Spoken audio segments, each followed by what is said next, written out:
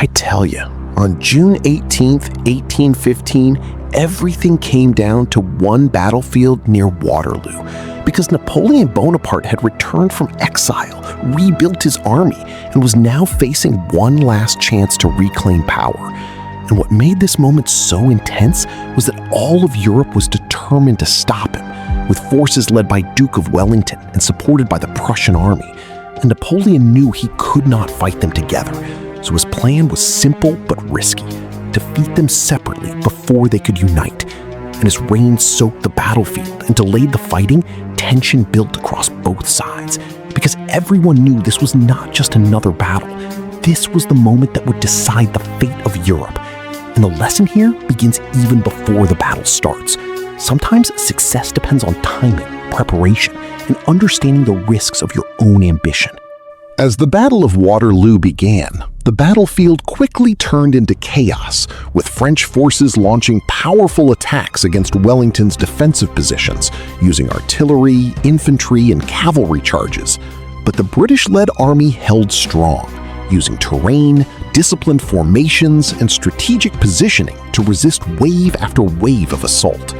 And one of the most dramatic moments came with the massive cavalry charges, where French horsemen thundered across the field, only to be met by tightly formed infantry squares, showing how discipline and formation can overcome raw force.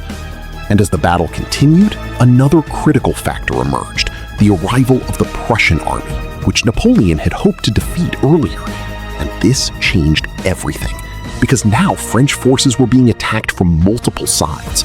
And the key lesson here is clear: even the best strategy can fail if coordination breaks down and external factors are underestimated. By the end of the day, the French army was in full retreat, their formations broken, their morale shattered, and Napoleon Bonaparte faced the reality that his final gamble had failed. And this defeat at Waterloo marked the end of his rule and the conclusion of the Napoleonic Wars, bringing a long period of conflict in Europe to an end. And the deeper lesson from this story is powerful.